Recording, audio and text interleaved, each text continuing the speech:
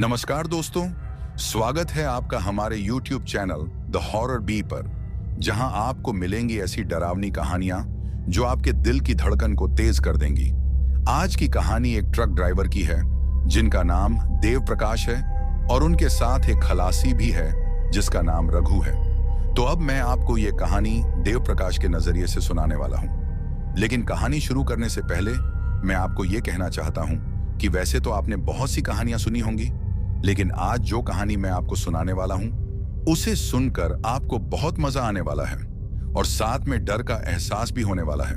और अगर आप इस चैनल पर पहली बार आए हैं तो चैनल को सब्सक्राइब जरूर करें ताकि आप हमारी इस फैमिली का हिस्सा बन सकें और आने वाली वीडियो आप तक आसानी से पहुंच जाए। तो ज्यादा समय न लेते हुए जल्दी से अपनी कहानी को शुरू करते हैं।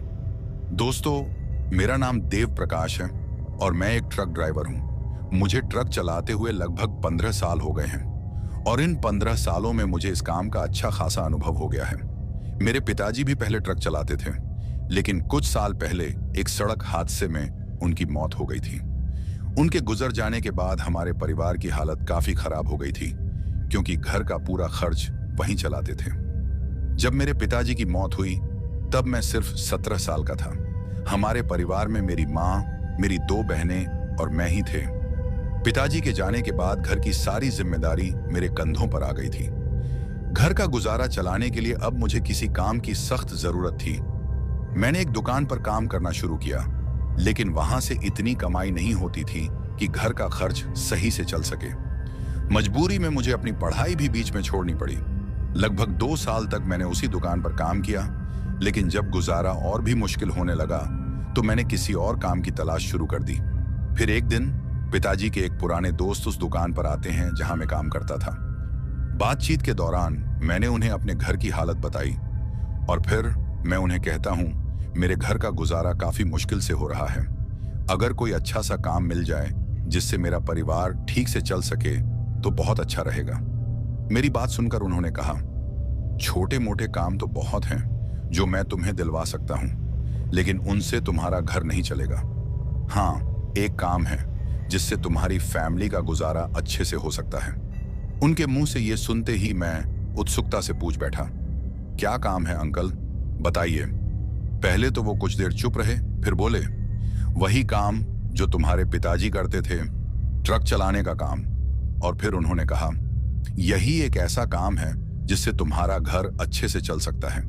ये कहकर वो चले गए, लेकिन उनकी बातें मेरे दिमाग में गूंजती रहीं।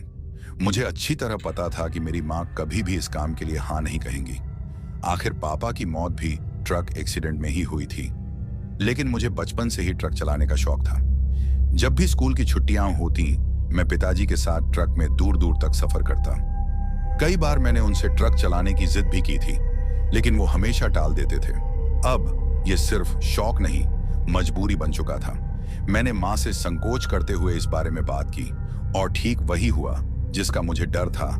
माँ मुझसे कहती हैं, कोई भी काम कर ले बेटा, लेकिन ट्रक मत चला। माँ ने सख्ती से मना कर दिया। उनके चेहरे पर डर साफ झलक रहा था। वो आज भी पिताजी की मौत के सदमे से उबर नहीं पाई थी, लेकिन मैं भी पीछे हटने वालों में से नहीं था। मैंने रोज माँ को समझाने की कोशिश की और फिर मैं उनसे कहता हूँ, माँ, घर का गुजारा करने में काफी मुश्किल हो रही है और फिर आपको तो पता ही है ये काम हमारे लिए कितना जरूरी है। धीरे धीरे काफी कोशिशों के बाद मां ना चाहते हुए भी मान जाती है। मां की इजाजत मिलने के बाद मैंने सबसे पहले खलासी का काम शुरू किया। कुछ समय तक ट्रक के साथ सफर किया, फिर धीरे धीरे सीखने लगा। जब पूरी तरह ट्रक चलाना सीख गया तो मैंने एक ड्राइवर के तौर पर काम शुरू कर दिया। अब घर का गुजारा आराम से चलने लगा था, लेकिन शायद मुझे इस बात का अंदाजा नहीं था कि जिस काम को मैंने मजबूरी में अपनाया है वही आगे चलकर मेरे लिए एक डरावनी हकीकत बन जाएगा। एक ऐसी हकीकत जिससे मैं अनजान था। अब मैं आपको उस दिन की बात सुनाता हूं जिस रात मेरे साथ वो सब कुछ हुआ जिसे याद करके आज भी मैं सहम जाता हूं और अभी भी आपको सुनाते सुनाते मेरे रोंगटे खड़े हो जाते हैं। ये बात आज से 7 साल पहले की है, जब मैं रोज की तरह अपने ट्रक को लेकर एक जगह से दूसरी जगह माल डिलीवर करने जा रहा था। मुझे हमेशा की तरह रास्ते की लंबाई और हालात की चिंता थी, क्योंकि ट्रक ड्राइविंग का काम आसान नहीं होता। लेकिन इस बार एक खास बात थी। मुझे ये माल राजस्थान से गुजरात पहुंचाना था, और वो भी अगले दिन सुबह तक, जिसमें समय बहुत कम था। मेरे साथ मेरा खलासी रघु भी था, जो एक बहुत ही होशियार और मेहनती इंसान था। हम दोनों के बीच की दोस्ती भी बहुत पुरानी थी, और इस सफर में उसका साथ हमेशा भरोसेमंद होता था। लेकिन रघु की एक आदत थी जो मुझे ठीक नहीं लगती थी। वो सफर के दौरान बार बार ट्रक को रुकवाता था, कभी किसी वजह से तो कभी बिना किसी खास कारण के। वो हमेशा यही कहता रहता था, उस्ताद, आराम से सफर करना चाहिए, जल्दबाजी में क्या रखा है। इसलिए जब भी वो ट्रक को रुकवाता, मुझे थोड़ा चिढ़ महसूस होती थी, क्योंकि मुझे माल को समय पर पहुंचाना होता था, और काफी बार उसकी वजह से मुझे माल पहुंचाने में देरी हो जाती थी। फिर भी वो बार बार वही बात करता और ट्रक रुकवाता, जिससे मुझे कुछ असहज सा लगता था। कभी कभी तो मुझे गुस्सा भी आता था, लेकिन उसकी आदत को जानते हुए भी मैं ज्यादा कुछ नहीं कहता था। उसके बाद हम अपने सफर पर निकल जाते हैं। दोपहर के करीब 3 बजे हम राजस्थान से माल लाद कर रवाना हो जाते हैं। गर्मी के कारण सड़कें तप रही होती हैं, लेकिन हमारा ध्यान सिर्फ अपनी मंजिल तक पहुंचने पर होता है। उसके बाद हम दोनों थोड़ी बहुत बातें करते हैं। सफर अच्छा जा रहा था। सफर में हम दोनों काफी हंसी मजाक करते हैं। कभी पुरानी यादें ताजा कर लेते, तो कभी यहाँ वहां की बातें छेड़ देते। माहौल हल्का फुल्का और खुशनुमा लग रहा था, जैसे ये सफर हमें सिर्फ खुशी देने के लिए ही बना हो। लेकिन शायद हमें इस बात का अंदाजा नहीं था कि जितना हम हंस रहे हैं, ये सफर आगे चलकर उतना ही हम पर भारी पड़ने वाला है। मुझे काफी देर हो गई थी ट्रक चलाते चलाते। अब काफी देर तक ट्रक चलाने के बाद मेरा खलासी रघु मुझसे कहता है, उस्ताद, बहुत जोरों की भूख लगी है, किसी ढाबे के बाहर अपने ट्रक को रोक लेना ताकि हम खाना खा सकें। उसकी बात सुनकर मैं थोड़ा मुस्कुराता हूं और फिर उसे कहता हूं, कोई बात नहीं रघु, जैसे ही मुझे कोई ढाबा नजर आएगा, मैं ट्रक को उस तरफ कर लूंगा और फिर हम खाना खा लेंगे। रघु ने लंबी सांस ली और सामने की तरफ देखने लगा, शायद इस उम्मीद में कि कोई ढाबा जल्दी ही नजर आ जाए। एक और बात जो मैं आप सबसे कहना चाहता हूं दोस्तों, मेरे खलासी रघु को भूख बिल्कुल भी बर्दाश्त नहीं होती थी। हालांकि उसने माल लोड करने से पहले ठीक से खाना खा लिया था, लेकिन अब फिर से उसे भूख लग गई थी। घड़ी देखी तो रात के ठीक 8 बज चुके थे। भूख तो अब मुझे भी थोड़ी थोड़ी लग रही थी, लेकिन मेरे दिमाग में बस एक ही बात घूम रही थी, हमें सफर जल्दी पूरा करना था। मैं चाहता था कि रात का खाना जल्द से जल्द खा लें, ताकि रास्ते में बार बार रुकने की जरूरत न पड़े। माल को कल समय पर पहुंचाना बेहद जरूरी था, और मैं किसी भी हाल में देरी नहीं चाहता था। उसके बाद मैं ट्रक चलाता रहता हूं। अब कुछ किलोमीटर और आगे चलने के बाद मुझे एक ढाबा नजर आता है। ढाबे को देखते ही मैं अपने खलासी रघु से कहता हूं, वो देख रघु, ढाबा मिल गया है, चल खाना खाते हैं। ढाबे को देखकर रघु काफी खुश हो जाता है। उसके बाद मैं अपने ट्रक को उस ढाबे की तरफ ले जाता हूं और फिर ढाबे की पार्किंग में ट्रक को लगा लेता हूं। हालांकि मेरे ट्रक के अलावा दूसरे ट्रक भी उस ढाबे की पार्किंग में खड़े थे। ढाबे के बाहर काफी बेंच और कुर्सियां लगी हुई थीं, और हमारे अलावा काफी लोग वहां खाना खाने आए थे।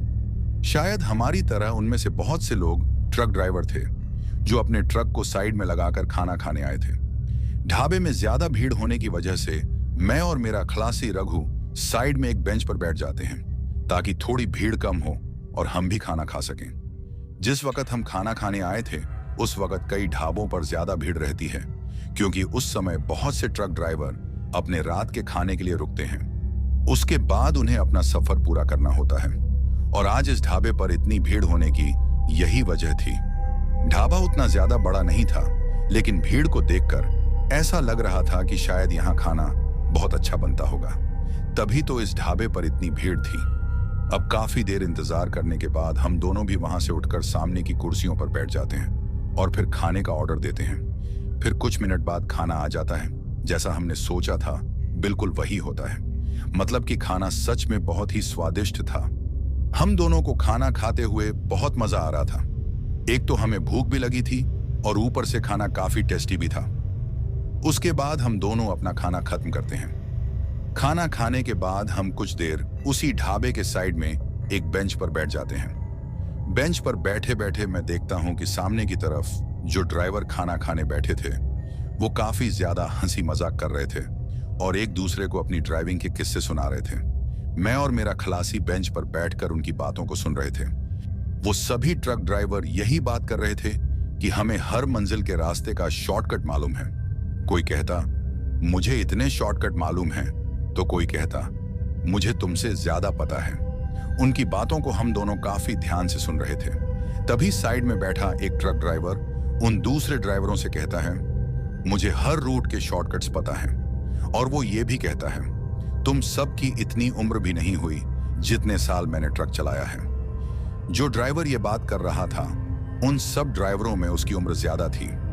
उसके बाद उन सब की बातें खत्म हो जाती हैं।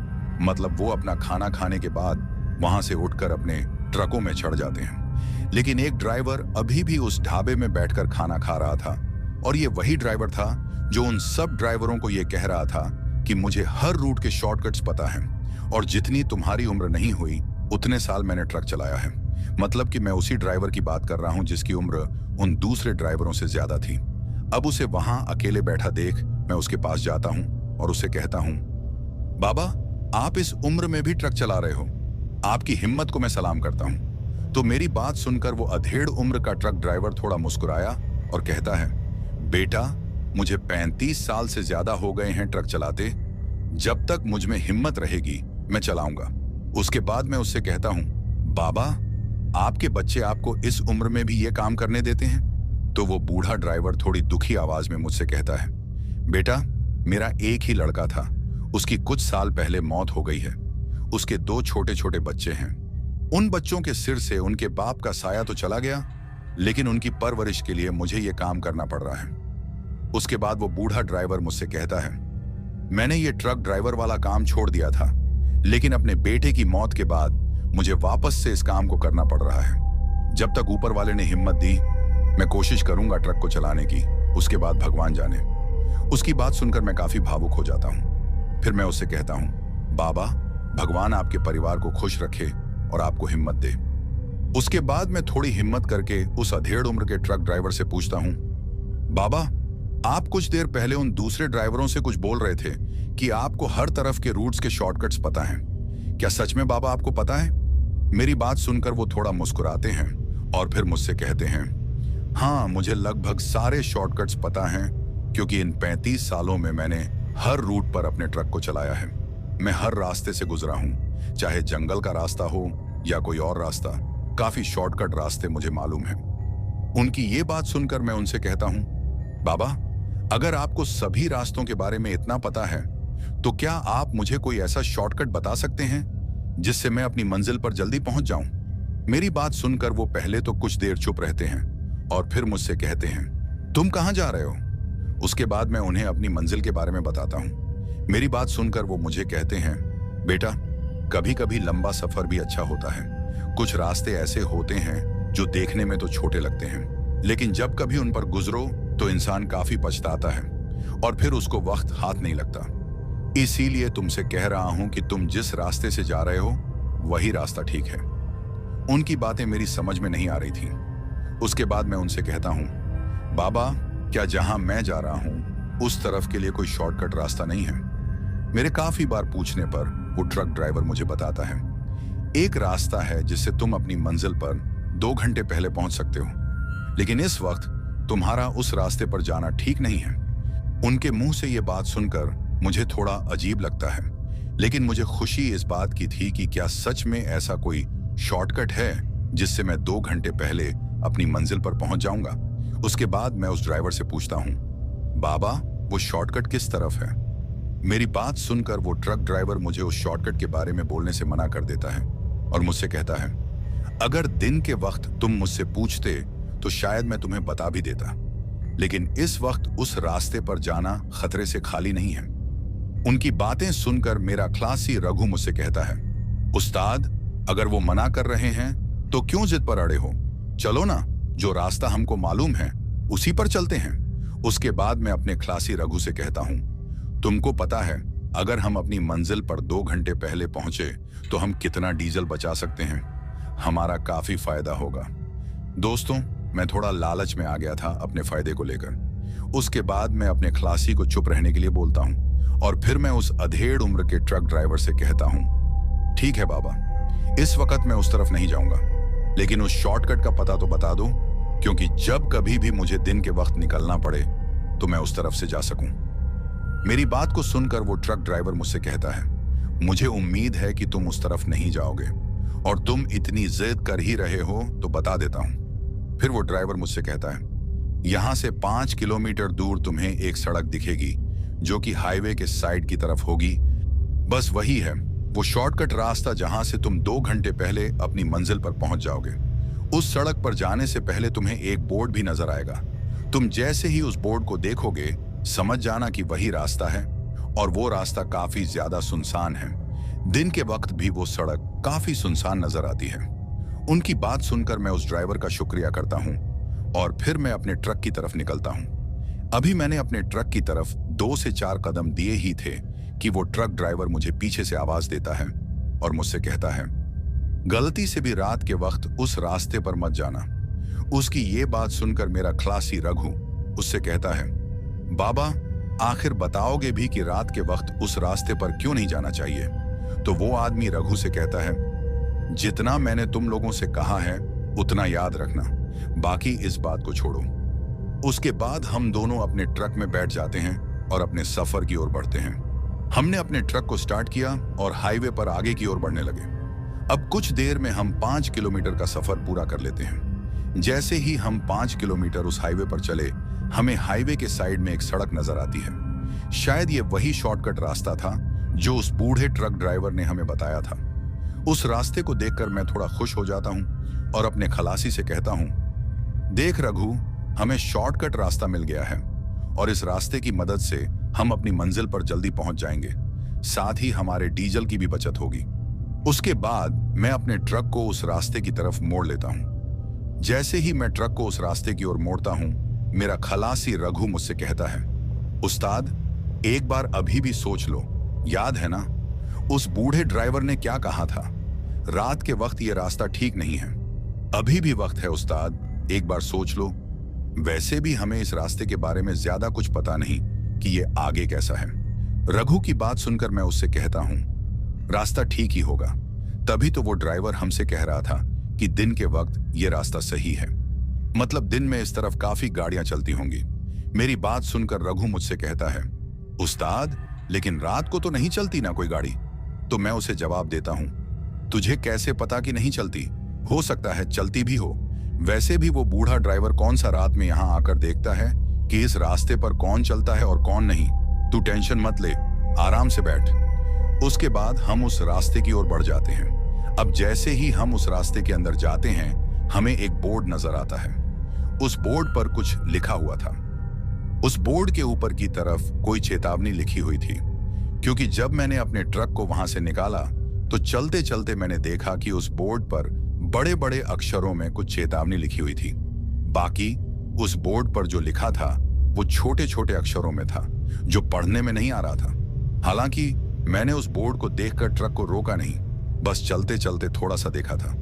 उस बोर्ड को मेरे खलासी ने भी देखा और वो मुझसे कहता है, उस्ताद आपने देखा, उस बोर्ड पर कोई चेतावनी लिखी हुई थी। उसकी बात सुनकर मैं उससे कहता हूं, हाँ मैंने भी देखा था, कोई चेतावनी थी, लेकिन हो सकता है उस पर यही लिखा हो कि लुटेरों से सावधान रहें। इसके अलावा और क्या ही चेतावनी हो सकती है? फिर मैं उसे यह भी कहता हूं, तभी तो वो बूढ़ा ड्राइवर हमें रात के लिए इस रास्ते पर जाने से मना कर रहा था। लेकिन तू टेंशन मत ले, हम ट्रक को कहीं भी नहीं रोकेंगे जब तक अपनी मंजिल पर नहीं पहुंचते। हम नहीं रुकेंगे। उसके बाद हम उस रास्ते पर आगे बढ़ जाते हैं। अब हम उस रास्ते के काफी अंदर आ चुके थे। जैसे जैसे हम उस सुनसान सड़क पर आगे बढ़ रहे थे, वैसे वैसे माहौल और भी भयानक होता जा रहा था। सड़क के दोनों किनारे घना जंगल फैला हुआ था, जिसकी काली परछाइयां हमारे ट्रक की रोशनी में और भी डरावनी लग रही थी। चारों तरफ गहरा सन्नाटा पसरा हुआ था। बस हमारे ट्रक का इंजन और टायरों की आवाज ही उस सन्नाटे को भंग कर रही थी। रास्ता इतना वीरान था कि वहां हमारी गाड़ी के अलावा दूर दूर तक कुछ भी नहीं दिख रहा था।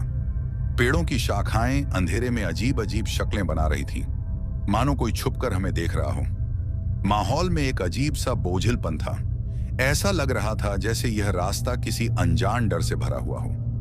आसमान पर घने बादल छाए हुए थे, जिसकी वजह से चांद की हल्की फुल्की रोशनी भी सड़क तक नहीं पहुंच पा रही थी। चारों ओर सिर्फ घना काला अंधेरा था, जिसे चीरने की कोशिश सिर्फ हमारे ट्रक की हेडलाइट कर रही थी। लेकिन वो रोशनी भी ज्यादा दूर तक नहीं जा रही थी, मानो अंधेरा उसे निगलने की कोशिश कर रहा हो। रास्ता पूरी तरह से संकरा और अकेला था। ऐसा लग रहा था जैसे ये सड़क हमें किसी अनजाने खतरे की तरफ ले जा रही हो। ट्रक के शीशे से बाहर झांकने पर केवल घुप अंधकार और लहराते पेड़ों की डरावनी छायाएं ही दिख रही थीं। उस माहौल में एक अजीब सी घुटन थी, जैसे किसी अनदेखी ताकत की मौजूदगी हमारे आसपास हो। रास्ते को देखकर मेरा खलासी मुझसे कहता है, उस्ताद, ये रास्ता कुछ ज्यादा ही सुनसान नहीं लग रहा? मुझे तो इस रास्ते को देखकर डर लग रहा है, कहीं हम भटक ना जाएं। उस्ताद, मुझे कुछ अच्छा नहीं लग रहा। रघु की बात सुनकर मैं उससे कहता हूं, शॉर्टकट रास्ता है, इतना तो हम सही सकते हैं। तुम फिक्र मत करो, हम सही जा रहे हैं और जल्दी ही हाईवे के उस हिस्से में पहुंच जाएंगे जहां से हम अपनी मंजिल पर जल्दी से पहुंच जाएंगे। कुछ देर और चलने के बाद अचानक मेरा खलासी रघु मुझसे कहता है, उस्ताद, जरा ट्रक को सड़क के किनारे रोक लो। उसकी बात सुनकर मैं उससे कहता हूं, क्या हुआ रघु, तुम ऐसा क्यों बोल रहे हो? तो मेरी बात सुनकर रघु मुझसे कहता है, उस्ताद, मुझे बहुत जोरों से टॉयलेट आया है, ट्रक को रोक लो, मैं टॉयलेट करके आता हूं। उसकी बात सुनकर मैं उससे कहता हूं, इस रास्ते पर इस वक्त रुकना ठीक नहीं रहेगा, थोड़ा कंट्रोल करो। जैसे ही हम किसी ऐसी जगह पर पहुंचेंगे जो ज्यादा सुनसान ना हो, वहां मैं ट्रक रोक लूंगा, तुम वहां चले जाना। मेरी बात सुनकर रघु मुझसे कहता है, उस्ताद, काफी समय से मैंने टॉयलेट को रोक कर रखा है, अब बर्दाश्त के बाहर हो रहा है। आप ट्रक रोक लो, कुछ नहीं होगा, मैं जल्दी जाऊंगा और आ जाऊंगा। और उस्ताद, मुझे थोड़ा हल्का भी होना है, मैंने ढाबे पर कुछ ज्यादा ही खा लिया था, जिसकी वजह से मेरा पेट भी खराब हो गया है।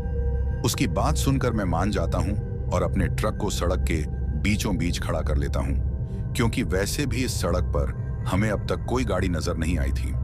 ट्रक को रोकने के बाद मैं अपने खलासी से कहता हूं, जल्दी से आ जाना, वैसे भी इतनी रात को इस रास्ते पर रुकना ठीक नहीं है। मेरी बात सुनकर वो मुझसे कहता है, ठीक है उस्ताद, मैं जल्दी आऊंगा। उसके बाद वो ट्रक से उतर जाता है। अब मुझे इतना तो पता था कि रघु 10 मिनट से पहले तो आने वाला नहीं है, क्योंकि उसे थोड़ा वक्त लगेगा। फिर मैं सोचता हूं, जब तक वो आएगा तब तक मैं अपने घर में फोन कर लेता हूं। उसके बाद मैं अपने घर में फोन करता हूं और उनका हालचाल पूछता हूं। अभी मुझे 1-2 मिनट ही हुए थे कॉल करते हुए कि तभी मेरा खलासी रघु ट्रक में चढ़ जाता है और फिर मुझसे कहता है, उस्ताद, चलो फिर चलते हैं। जैसे ही रघु ट्रक में चढ़ता है, मेरी कॉल कट जाती है। मैं रघु से पूछता हूं, तुम तो बोल रहे थे कि तुम्हें टॉयलेट लगा हुआ है, अभी तो तुम्हें 2 मिनट से ज्यादा भी नहीं हुए और तुम इतनी जल्दी कैसे आ गए?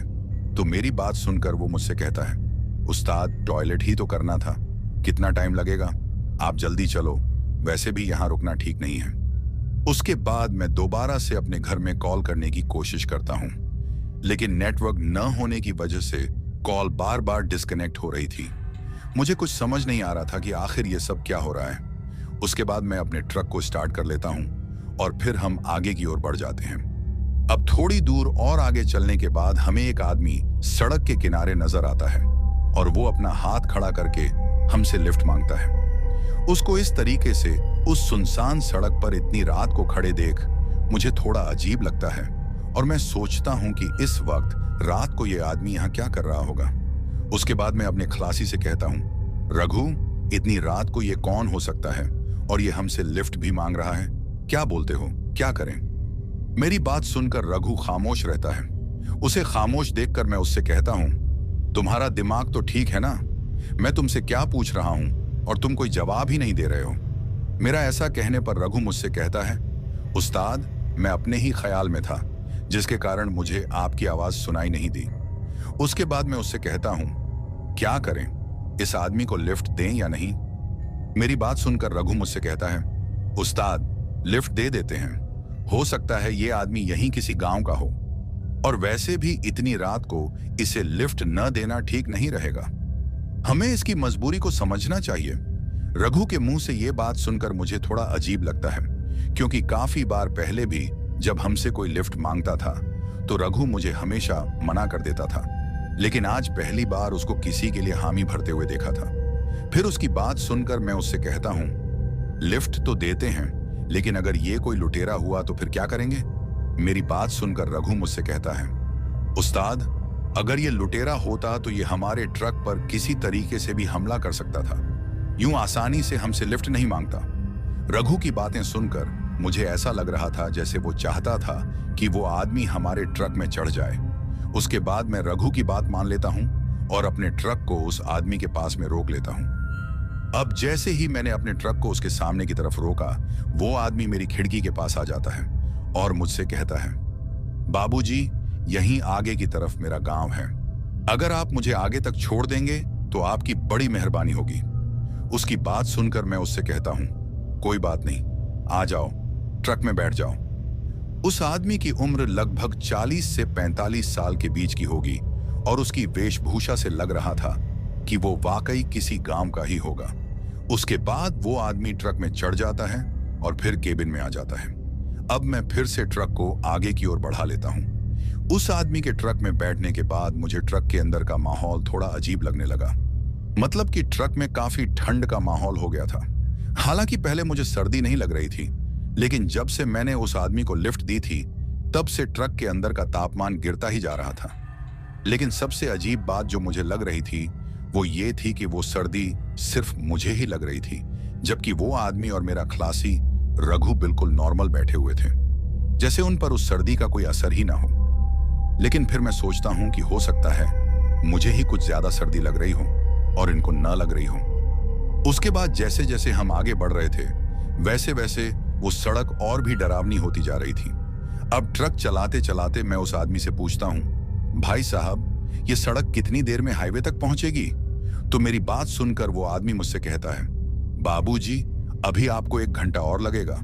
उसके बाद मैं अपने ट्रक को थोड़ा तेज चलाता हूं ताकि हम जल्दी से इस सड़क से बाहर निकलकर हाईवे पर पहुंच सकें। अभी मैंने अपने ट्रक की स्पीड को थोड़ा बढ़ाया ही था कि तभी मेरे ट्रक को जोर जोर से झटके लगने शुरू हो जाते हैं और फिर मेरा ट्रक अचानक से सड़क के बीचों बीच बंद पड़ जाता है। ट्रक के इस तरह से बंद पड़ जाने से मैं काफी ज्यादा परेशान हो जाता हूं। मैं काफी कोशिश करता हूं ट्रक को स्टार्ट करने की, लेकिन ट्रक बिल्कुल भी स्टार्ट नहीं हो रहा था। ये सब देखकर वो आदमी जो मेरे ट्रक में बैठा हुआ था मुझसे कहता है, क्या हुआ बाबूजी, आपने ट्रक को क्यों रोक लिया? तो मैं उससे कहता हूं, ट्रक को मैंने नहीं रोका, बल्कि ये खुद ही रुक गया है। हो सकता है कोई खराबी आ गई हो। उसके बाद मैं ट्रक से उतर जाता हूं और ट्रक के बोनट को खोलकर देखता हूं कि आखिर क्या हो गया है, लेकिन मुझे कुछ समझ ही नहीं आ रहा था। अभी मैं ट्रक का बोनट खोलकर देख ही रहा था कि अचानक से किसी का हाथ मेरे कंधे पर पड़ता है। अब जैसे ही वो हाथ मेरे कंधे पर आता है मैं थोड़ा डर जाता हूं और एकदम से पीछे की ओर देखता हूं। अब जैसे ही मैंने पीछे की तरफ देखा तो वही आदमी मेरे पीछे खड़ा था जो थोड़ी देर पहले मेरे ट्रक के केबिन में बैठा था। उसको अपने पीछे खड़ा देख मैं काफी ज्यादा चौंक जाता हूं, क्योंकि उस आदमी के ट्रक से उतरने की कोई भी आवाज मुझे नहीं आई थी। लेकिन फिर मैं सोचता हूं कि हो सकता है मैंने ध्यान न दिया हो उस आवाज पर जब ये आदमी ट्रक से उतरा था। उसके बाद वो आदमी मुझसे कहता है, बाबूजी, क्या हो गया है, कोई दिक्कत है क्या? तो मैं उससे कहता हूं, कुछ समझ नहीं आ रहा भाई साहब कि ट्रक को यूं अचानक क्या हो गया है। उसके बाद मेरा खलासी भी ट्रक से उतर जाता है। फिर रघु मुझसे कहता है, उस्ताद, अब क्या करेंगे? इतनी रात को ट्रक का यूं सड़क पर खराब हो जाना मुझे कुछ ठीक नहीं लग रहा और ये सड़क खतरे से खाली भी नहीं लग रही।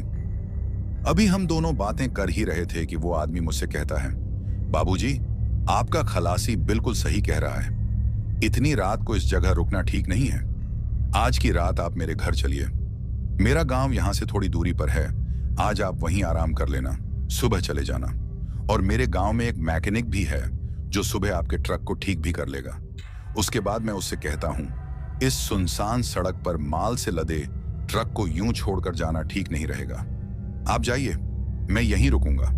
मेरी बात सुनकर वो आदमी मुझसे कहता है, बाबूजी, रात के वक्त इस सड़क पर कोई नहीं आता। आप चिंता मत करो, आप सुबह जितनी जल्दी हो सके आ जाना। उसकी बात सुनकर मेरा खलासी मुझसे कहता है, उस्ताद, ये आदमी इतना बोल रहा है तो मान जाओ ना।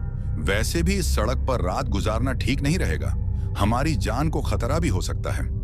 और फिर वो ये भी कहता है, उस्ताद जान रहेगी तो माल दोबारा भी आ जाएगा। आप मेरी मानो तो आज की रात इस आदमी के घर चले जाते हैं। काफी देर सोचने के बाद मैं मान जाता हूं और फिर हम अपने ट्रक को अच्छे से लॉक करके वहां से उस आदमी के पीछे पीछे चल देते हैं। लेकिन शायद जिस जान को बचाने की मेरा खलासी बात कर रहा था, वो जान अब बहुत जल्दी खतरे में आने वाली थी। उसके बाद हम दोनों उस आदमी के साथ उसके पीछे चलते रहते हैं। अब सड़क में थोड़ा चलने के बाद वो आदमी सड़क से नीचे की ओर एक कच्चे रास्ते पर उतरता है और हम भी उसके पीछे पीछे चलते रहते हैं। उसके बाद हम एक जंगल में पहुंच जाते हैं। वो कच्चा रास्ता जंगल के बीचों बीच से गुजर रहा था। जैसे जैसे मैं उस रास्ते की ओर बढ़ रहा था, मुझे काफी बेचैनी हो रही थी। काफी देर चलने के बाद मुझे सामने की तरफ एक गांव नजर आता है। गांव को देखकर ऐसा लग रहा था जैसे इस गांव में कोई भी रहता नहीं होगा, क्योंकि काफी घर उस गांव में टूटे हुए थे। पूरा गांव बिल्कुल सुनसान लग रहा था। थोड़ा आगे जाने के बाद हमें 4 से 5 घर और नजर आते हैं, जिनकी हालत थोड़ी बेहतर थी। लेकिन उन घरों के पास पहुंचते ही मैं देखता हूं कि उन घरों के बाहर काफी लोग खड़े हैं। और जैसे ही हम उन घरों के पास पहुंचते हैं, वो लोग बड़े अजीब तरीके से मुझे देखते हैं। उनका देखना काफी अजीब लग रहा था। ऐसा लग रहा था जैसे उन्होंने पहली बार किसी को देखा हो। उन सभी लोगों को देखकर मैं उस आदमी से पूछता हूं, भाई साहब, ये इतने आदमी, वो भी एक साथ यहां क्या कर रहे हैं? तो वो आदमी मुझसे कहता है, कुछ नहीं बाबूजी, आज हमारे यहां दावत है ना, ये सब तभी आए हैं। उसके बाद वो मुझे एक घर में ले जाता है और फिर हमें एक कमरे में बैठा देता है। फिर वो आदमी मुझसे कहता है, आप यहां आराम करो, मैं अभी आता हूं। उसके बाद मैं और रघु उस कमरे में बैठ जाते हैं। अभी हमें 5 से 10 मिनट ही हुए थे कि वो आदमी फिर से आता है और हमसे कहता है, बाबूजी चलो पहले खाना खा लो। तो मैं उस आदमी से कहता हूं, नहीं भाई साहब, हमने खाना खा लिया है, बस आप हमारे सोने का इंतजाम कर दो, बाकी हमें किसी चीज की जरूरत नहीं है। अभी मैं ये बात उस आदमी को कह ही रहा था कि मेरा खलासी उस आदमी से कहता है, भाई साहब मुझे तो काफी जोरों की भूख लगी हुई है। रघु के मुंह से ये बात सुनकर मुझे काफी अजीब लगता है और मैं उससे कहता हूं, तुमने तो मेरे साथ उस ढाबे पर खाना खाया था, तो अब तुम्हें दोबारा भूख कैसी लग रही है? तो मेरी बात सुनकर रघु मुझसे कहता है, उस्ताद खाया था, लेकिन मुझे फिर से काफी ज्यादा भूख लगी है, आप थोड़ा आराम करो, मैं जल्दी खाना खाकर आता हूं। उसके बाद रघु उस आदमी के साथ चला जाता है। अब मैं उस कमरे में अकेला बैठा हुआ था और मुझे सिर्फ एक ही बात की चिंता सता रही थी कि उस सुनसान सड़क पर माल से भरा मेरा ट्रक खड़ा है, बस कोई लुटेरा उस माल को लूट न ले। अभी मैं यह सोच ही रहा था कि मुझे उस कमरे में काफी गंदी बदबू आने लगी। हालांकि वो बदबू मुझे पहले भी आ रही थी, लेकिन पहले वो इतनी ज्यादा नहीं थी जितनी अब आने लगी थी। शायद उस कमरे में ज्यादा देर बैठने के कारण वो बदबू और तेज हो गई थी।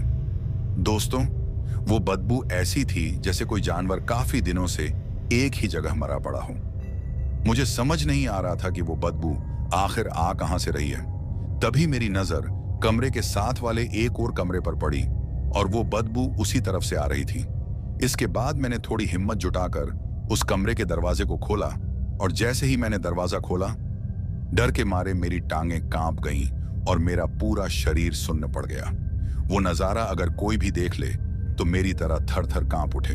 दोस्तों, जैसे ही मैंने उस कमरे के दरवाजे को खोला, मैं देखता हूं कि उस कमरे में बहुत से कटे हुए सिर लटके हुए थे और पूरे कमरे में कंकाल ही कंकाल पड़े हुए थे।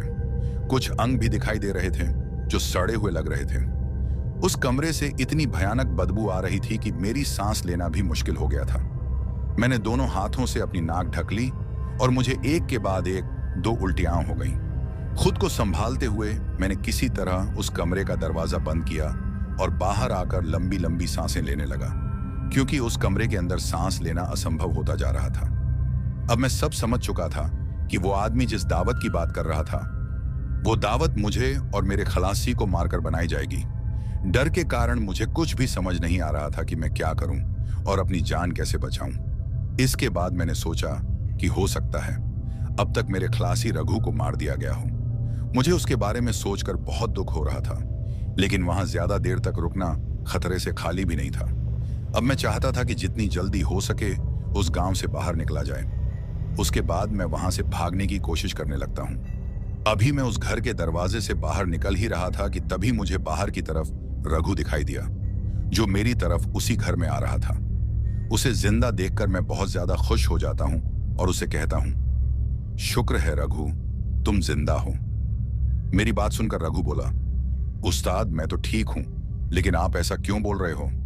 तो मैं उससे कहता हूं, जितनी जल्दी हो सके यहां से भागो, मैं तुम्हें सब बता दूंगा। यहां ज्यादा देर रुकना हमारे लिए ठीक नहीं है। मेरी बात सुनकर वो चुप हो जाता है। उसके बाद मैंने उसका हाथ पकड़ा और उसे अपने साथ उस रास्ते की तरफ ले जाने लगा जिससे होकर हम इस गांव में आए थे। दोस्तों, आपको बता दूं कि जब हम उस घर से भाग रहे थे तब वहां बाहर हमें कोई भी नजर नहीं आया, क्योंकि वो सब उस घर के पीछे खाना खाने में लगे हुए थे और जिस घर में हम थे वो उन टूटे घरों के पास पहला नंबर वाला घर था। अगर हम गांव के बीच वाले किसी घर में होते तो शायद वहां से भाग भी नहीं सकते थे। इसके बाद मैंने अपने खलासी रघु का हाथ पकड़ा और तेजी से दौड़ने लगा। दौड़ते दौड़ते हम उसी जंगल में पहुंच गए जिससे होकर गांव में आए थे, लेकिन तभी अचानक मेरे कदम रुक गए। ऐसा लग रहा था जैसे कोई मुझे पीछे की तरफ खींच रहा हो। यह महसूस होते ही मैंने झटके से पीछे देखा और जैसे ही मैंने पीछे मुड़कर देखा, रघु ने मेरे हाथ को काफी जोर से पकड़ा हुआ था। उसे ऐसा करते देख मैं घबरा गया और बोला, रघु क्या कर रहा है? जल्दी भाग, नहीं तो हम मारे जाएंगे। लेकिन मेरी बात सुनकर रघु ने जो कहा वो सुनकर मेरी रूह कांप गई। वो मुझसे कहता है, मारा तो तुझे वैसे भी जाना है। तूने क्या सोचा कि हम तुझे इतनी आसानी से भागने देंगे? आज तो हम तुझे मारकर दावत मनाएंगे। इतना कहने के बाद रघु का पूरा रूप बदलने लगा। उसकी आंखें पूरी तरह सफेद हो गईं और देखते ही देखते उसका पूरा शरीर विकृत होने लगा। उसका चेहरा बुरी तरह जला हुआ नजर आ रहा था। उसके जिस्म की चमड़ी पूरी तरह से सड़ी हुई थी और शरीर के कई हिस्सों पर चमड़ी के चीथड़े लटक रहे थे। उसके गंदे भद्दे दांत होंठों से बाहर निकले हुए थे और उसके हाथ के नाखून काफी बड़े और भयानक लग रहे थे। उसके बाल भी अब पूरी तरह से सफेद हो गए थे। वो पूरी तरह से नरभक्षी लग रहा था। उसको देखकर पहले तो मेरे मुंह से आवाज ही नहीं निकल रही थी। इतना भयानक चेहरा देखकर मेरी रूह कांप जाती है। उसके बाद मैं थोड़ी हिम्मत करके काफी जोर से चीखता हूं और अपने हाथ को छुड़ाने की कोशिश करता हूं, लेकिन मेरी कोशिश का कोई फायदा नहीं रहता। अब मैं उससे अपनी जान की भीख मांग रहा था, लेकिन मेरी बात का उस पर कोई भी असर नहीं हो रहा था। उसके बाद वो काफी जोर जोर से हंसता है। उसकी हंसी उस जंगल में एक अजीब सा और डरावना माहौल बना रही थी। उसके बाद वो अपने हाथ को थोड़ा ढीला करता है। अब जैसे ही वो अपने हाथ को थोड़ा ढीला करता है, मैं काफी तेजी से अपने हाथ को छुड़ाता हूं और वहां से भागने की कोशिश करता हूं। अभी मैं वहां से थोड़ा ही दूर भागा था कि तभी मुझे ऐसा लगता है जैसे किसी ने मेरे पैरों पर रस्सी फेंक दी हो और फिर मैं काफी जोर से जमीन पर गिर जाता हूं। अब गिरने के बाद जैसे ही मैं पीछे की तरफ देखता हूं, मैं काफी ज्यादा डर जाता हूं। वही नरभक्षी जो मेरे खलासी रघु का रूप लेकर आया था, वही मुझे दिखता है और उसके साथ एक आदमी और होता है और ये आदमी वही होता है जिसके साथ मैं उसके घर गया था। उसका भी रूप पूरी तरह से बदल चुका था और वो भी अब एक प्रेत बन चुका था। उसके बाद वो नरभक्षी मेरे पैर को पकड़ता है और मुझे घसीटता हुआ उस गांव की तरफ ले जाता है। उसको इस तरह से करता देख मैं काफी जोरों से चीख रहा था और भगवान से कह रहा था, हे भगवान मुझे बचा ले। लेकिन शायद भगवान भी उस वक्त मेरी नहीं सुन रहे थे। अब उस पूरे जंगल में मेरी चीखें सुनाई दे रही थीं। मेरी नजरों के सामने पूरा मंजर नजर आ रहा था कि कैसे मैंने अपने फायदे के लिए और लालच के लिए इस रास्ते को चुना था और मैं पछता रहा था कि क्यों मैंने उस बूढ़े ड्राइवर की बात नहीं मानी। मैं काफी ज्यादा रो रहा था, लेकिन मैं कुछ भी नहीं कर सकता था। खुद को घसीटता देख मुझे काफी ज्यादा दर्द हो रहा था, क्योंकि मेरी पीठ की चमड़ी लगभग निकल चुकी थी और मुझे काफी जलन हो रही थी। अब मैं सिर्फ मौत का इंतजार कर रहा था। अब काफी देर खुद को घसीटता देख अचानक से मैं रुक जाता हूं। फिर वो नरभक्षी मेरे पैर को छोड़ देता है। पैर को छोड़ने के बाद वो काफी ज्यादा चीखता है और उसके साथ वो आदमी भी, जो अब एक प्रेत बन चुका था। दोनों काफी जोरों से चीखते हैं। ऐसा लग रहा था जैसे उन्हें कोई तकलीफ हो रही है। अभी मैं उनको ऐसे देख ही रहा था कि मेरे पीछे से मुझे कोई आवाज देता है और मुझसे कहता है, जल्दी वहां से उठ जाओ उस्ताद। वो आवाज सुनकर मैं अपने पीछे की ओर देखता हूं और जैसे ही मैं पीछे की ओर मुड़ता हूं, मैं देखता हूं कि मेरा खलासी रघु खड़ा है और उसके हाथ में एक माला होती है। उसने उस माला को उन प्रेतों की तरफ किया हुआ था, जिसकी वजह से उन दोनों प्रेतों को काफी तकलीफ हो रही थी। उसके बाद रघु मुझसे कहता है, जल्दी से उस्ताद मेरे पीछे आ जाओ। उसके बाद मैं थोड़ी हिम्मत करके वहां से पीछे की ओर आ जाता हूं और फिर मैं रघु के पीछे आ जाता हूं। अभी मैं रघु के पीछे आया ही था कि मैं देखता हूं मेरे पीछे एक और आदमी खड़ा है। उस आदमी को देखकर मैं अपने खलासी से कहता हूं, रघु, हमारे पीछे एक आदमी और खड़ा है। हालांकि वो बिल्कुल एक सामान्य इंसान की तरह लग रहा था। मेरी बात को सुनकर रघु मुझसे कहता है, डरो मत उस्ताद, ये आदमी हमारी मदद के लिए आया है। उसके बाद वो आदमी मेरे पास आता है और मुझे एक माला देता है और फिर मुझसे कहता है, जब तक ये माला तुम्हारे पास होगी ये प्रेत तुम्हारा कुछ भी नहीं बिगाड़ सकते। उसके बाद वो आदमी मेरे खलासी और मुझसे, हम दोनों से कहता है, तुम दोनों यहां से जितनी जल्दी हो सके भाग जाओ, इनको मैं रोकता हूं। उसको ऐसा बोलता देख मेरा खलासी उस आदमी से कहता है, भाई साहब आप भी हमारे साथ चलो। तो वो आदमी रघु से कहता है, मैं आ जाऊंगा, तुम दोनों जितनी जल्दी हो सके भागो। और वो ये भी कहता है, एक बात याद रखना, गलती से भी पीछे मुड़कर मत देखना। अगर तुमने पीछे मुड़कर देखा तो फिर मैं भी तुम्हें इन प्रेतों से बचा नहीं पाऊंगा। और ये भी कहता है कि ये प्रेत काफी कोशिश करेंगे तुम्हें डराने की ताकि तुम पीछे की ओर देखो, लेकिन गलती से भी पीछे मत देखना। उसके बाद हम दोनों काफी तेजी से वहां से भागते हैं। भागते भागते हमें ऐसा लग रहा था जैसे पूरा गांव हमारे पीछे दौड़ रहा है, लेकिन हम पीछे की तरफ नहीं देखते क्योंकि हमें पता था कि अगर हमने पीछे देखा तो फिर हम बच नहीं पाएंगे। अब कुछ देर भागने के बाद हम सड़क पर पहुंच जाते हैं। सड़क पर पहुंचने के बाद मैं देखता हूं कि मेरे ट्रक के पीछे एक और ट्रक लगा हुआ है। उस ट्रक को देखकर मैं रघु से पूछता हूं, ये ट्रक किसका है? तो रघु मुझसे कहता है, पहले आप अपने ट्रक में तो बैठ जाओ, उसके बाद मैं आपको सब कुछ बताता हूं। उसके बाद हम दोनों ट्रक में बैठ जाते हैं और फिर मैं अपने ट्रक को स्टार्ट करने की कोशिश करता हूं और मेरा ट्रक स्टार्ट भी हो जाता है। उसके बाद हम काफी तेजी से उस सड़क पर आगे की तरफ निकल जाते हैं। अब मैं रघु से कहता हूं, अब बताओगे भी कि वो ट्रक किसका है? और तुम तो मेरे साथ उस आदमी के घर तक आए थे, उसके बाद तुम कहां चले गए थे? मेरी बात सुनकर रघु मुझसे कहता है, क्या बात कर रहे हो उस्ताद? आपने तो मुझे इस सुनसान सड़क पर अकेला ही छोड़ दिया था। उसकी बात सुनकर मैं काफी ज्यादा हैरान हो जाता हूं। उसके बाद वो मुझसे कहता है, उस्ताद, टॉयलेट करने में मुझे थोड़ा ज्यादा ही समय लग गया था और मैंने आपसे कहा भी था कि मैं थोड़ा हल्का होकर आता हूं। हालांकि मैंने ट्रक के स्टार्ट होने की आवाज भी सुनी थी, लेकिन जब तक मैं वहां पहुंचा आप जा चुके थे। मैंने आपको काफी जोर से आवाज भी मारी थी, लेकिन शायद आपने सुनी नहीं। उसके बाद मैं अकेला उस सुनसान सड़क पर खड़ा था। मुझे कुछ समझ ही नहीं आ रहा था कि आखिर मैं क्या करूं। अब काफी देर एक ही जगह खड़े रहने के बाद मैं काफी ज्यादा परेशान हो जाता हूं। तभी अचानक से मुझे किसी गाड़ी की हेडलाइट्स की रोशनी दिखाई देती है और मैं देखता हूं कि वो एक ट्रक की हेडलाइट्स की रोशनी होती है। उसके बाद मैं सड़क के बीचों बीच खड़ा होकर उस ट्रक वाले को लिफ्ट मांगता हूं, क्योंकि मुझे इस बात का पता था कि अगर ये ट्रक नहीं रुका तो फिर मुझे पूरी रात इसी सड़क पर गुजारनी पड़ेगी और इस सड़क पर रात गुजारना खतरे से खाली नहीं था। उसके बाद वो ट्रक वाला अपने ट्रक को रोक लेता है और मुझसे कहता है, तुम इतनी रात को यहाँ क्या कर रहे हो? तो मैं उसको सारी बात बता देता हूँ और उससे कहता हूँ कि मेरे उस्ताद मुझे यहीं छोड़कर चले गए हैं। फिर मैं उसके साथ उसके ट्रक में बैठ जाता हूँ। उसके बाद वो ट्रक ड्राइवर मुझसे कहता है, तुम्हारे उस्ताद तुम्हें यहाँ छोड़कर नहीं गए हैं, बल्कि जरूर वो किसी छलावे के जाल में फंसे हुए होंगे। और वो ट्रक ड्राइवर मुझसे यह भी कहता है, इस रास्ते पर काफी बार लोग इन छलावों के शिकार भी हो जाते हैं। उसके बाद मैं काफी ज्यादा दुखी हो जाता हूं और मैं सोचता हूं कि शायद आप भी किसी छलावे का शिकार हो गए हों। फिर थोड़ी दूर चलने के बाद मुझे अपना ट्रक नजर आता है, जो कि आपने सड़क के बीचों बीच लगाया था। उसके बाद मैं और वो ट्रक ड्राइवर ट्रक से उतर जाते हैं। फिर मैं अपने ट्रक को अच्छे से देखता हूं, लेकिन मुझे आप उसमें नजर नहीं आते।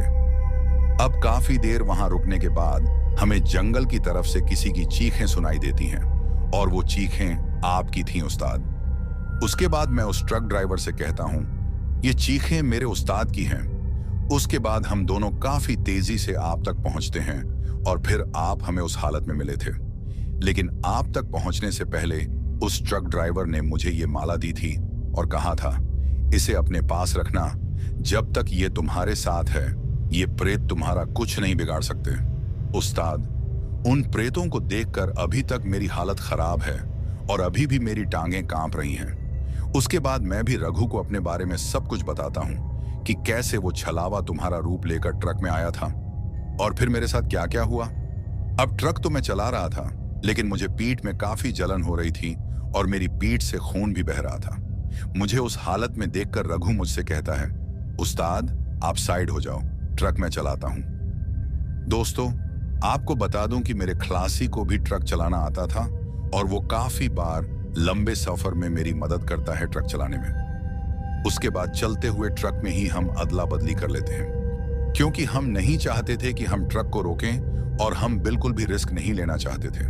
हमें इस बात का पता था कि अगर हमने ट्रक को रोक लिया तो फिर से किसी छलावे का शिकार हो जाएंगे। उसके बाद रघु ट्रक चलाता है और काफी देर ट्रक चलाने के बाद हमें एक मंदिर दिखाई देता है और मंदिर के साथ में ही हमें एक दूसरा गांव भी दिखाई देता है। उसके बाद हम अपना ट्रक मंदिर के सामने रोकते हैं और जल्दी से मंदिर के अंदर चले जाते हैं। वो मंदिर हनुमान जी का होता है। मंदिर के अंदर जाते ही मैं मंदिर की घंटी बजाता हूँ। घंटी की आवाज सुनकर मंदिर के बगल में एक छोटा सा कमरा होता है और उसमें से एक आदमी उठकर हमारे पास आता है। हम दोनों को देखकर वो आदमी हमसे कहता है, आप लोग कौन हो और इतनी रात को यहाँ क्या कर रहे हो? उस आदमी की बात सुनकर मैं उससे कहता हूँ, पहले आप बताइए कि आप कौन हो?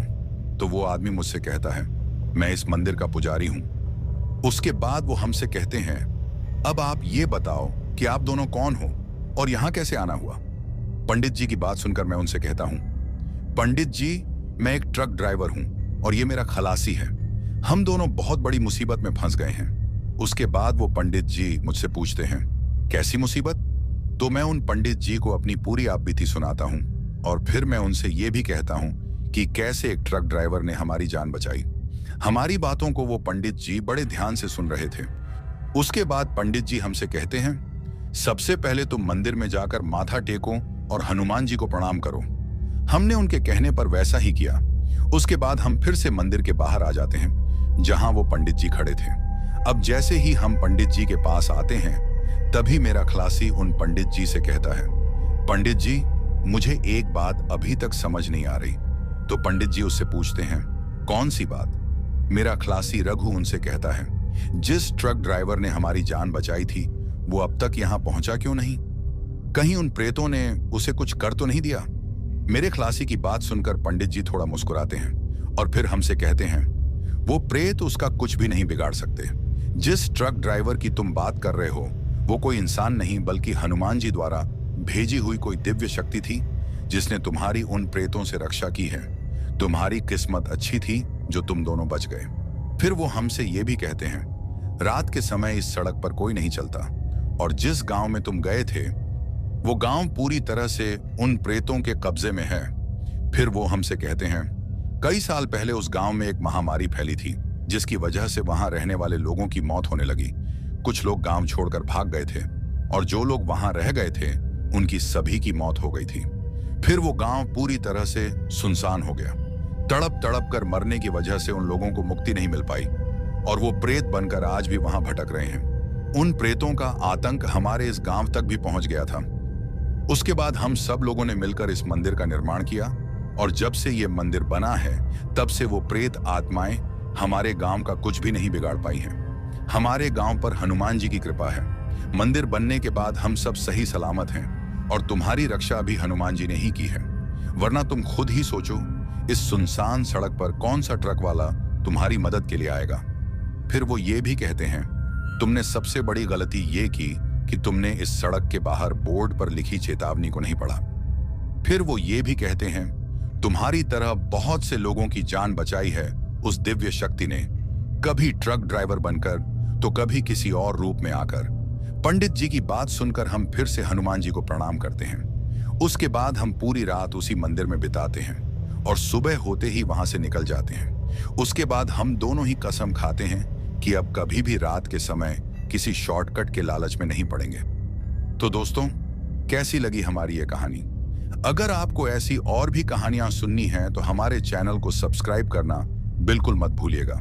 अब चलते हैं उन दोस्तों की ओर जिन्होंने हमारी पिछली कहानी पर कमेंट करके अपना प्यार और समर्थन दिया। तो चलिए सबसे पहले उनका नाम लेते हैं। पहले हैं जयदीप हरियाणा से, डेनी है मुंबई महाराष्ट्र से, आयत जान है कश्मीर से, रविंद्र हैं आगरा उत्तर प्रदेश से, प्रसेनजीत रॉय हैं रायगंज पश्चिम बंगाल से, MS शिरीषकर हैं मायूर मुंबई से, शरजील हैं पाकिस्तान से, मिहिन पायांग हैं अरुणाचल प्रदेश से, सोनी हैं लुधियाना से, शिवांगी त्रिपाठी हैं हरिद्वार से, सरस हैं जम्मू से, इंद्रपाल सिंह हैं पाली उत्तर प्रदेश से, अफसर हुसैन हैं असम से, अशफाक हैं भदोही उत्तर प्रदेश से, दिनेश हैं मझर्राट से, कमलेश हैं मध्य प्रदेश से, लव कुमार हैं जम्मू से, राजकुमार हैं गुजरात से, अरूज हैं लाहौर पाकिस्तान से, पवन अनुरागी हैं छतरपुर मध्य प्रदेश से, संतोष हैं महाराष्ट्र से, अमरजीत हैं कोलकाता से, हेमंत हैं ओडिशा से, तरुण हैं असम से, मोनू कुमार हैं दिल्ली से, विपिन मनहास हैं जम्मू से, सुबी हैं आजमगढ़ उत्तर प्रदेश से, तपोश पॉल हैं सिलचर असम से, जुबैर हैं पाकिस्तान से, एमी मोदी हैं अरुणाचल प्रदेश से, सुमन हैं गुजरात से, मोहम्मद जमील हैं मुंबई से, शालिनी शुभम हैं सूरत से, मनीष पोखरेल हैं नेपाल से, सुजान थामी हैं नेपाल से, अंकिता हैं गुजरात से, सूरज हैं आजमगढ़ से, विकास हैं कर्नाटक से, हसनैन हैं झारखंड से, प्रवीण हैं उत्तर प्रदेश से, रेखा चोपड़ा हैं गाजियाबाद उत्तर प्रदेश से, मंजीत सिंह हैं पंजाब से, सिमंत सिंह हैं कानपुर उत्तर प्रदेश से, हनीफ जहारा हैं बेंगलुरु कर्नाटक से, राजगुरु हैं ओडिशा से, जावेद हैं लखनऊ से, ज्योति मल्होत्रा हैं लुधियाना से, अब्बू हैं किनाले बॉर्डर महाराष्ट्र से, संदीप हैं अहमदाबाद गुजरात से, कल्पना राजगुरु हैं ओडिशा से, रितेश कुमार हैं बिहार से, अभय मिश्रा हैं उत्तर प्रदेश से, हया खान हैं पाकिस्तान से, कमलेश चंदेलिया हैं मुंबई से, कुंदन कुमार हैं बिहार से, नाशिया से बालक हैं मॉरिशस से, सतिंदर हैं लुटन बेडफोर्डशायर यूनाइटेड किंगडम से, मयंक हैं उत्तराखंड से, बबीता हैं दिल्ली से, मुकेश हैं राजस्थान से, अरसलाना हैं पाकिस्तान से, कृष्णा चौहान हैं पंजाब से, समीर खान हैं गुजरात से, आसिफ हैं पाकिस्तान से, रेहान हैं कराची पाकिस्तान से, और सबसे आखिर में हैं तरुण असम से। तो दोस्तों, ये थे उन लोगों के नाम जिन्होंने हमारी पिछली कहानी पर कमेंट करके हमें बताया कि वो कहां से हमारी कहानियां सुनते हैं और उन्हें हमारी कहानी कैसी लगी। इसके साथ ही अगर किसी का नाम छूट गया हो तो वो कमेंट करके बताना, आने वाली वीडियो में उनका नाम लिया जाएगा। दोस्तों, हमारी पिछली कहानी पर आप सबने इतना प्यार दिया कि हमने 5000 सब्सक्राइबर्स की संख्या को पार कर लिया है। इस प्यार के लिए मैं आप सभी का तहे दिल से शुक्रगुजार हूं और मैं बस इतना कहना चाहता हूं कि ऐसे ही अपना प्यार बनाए रखें। इसके साथ ही अब मैं आप सबसे अलविदा कहना चाहता हूं। अपना ख्याल रखें। बाय दोस्तों।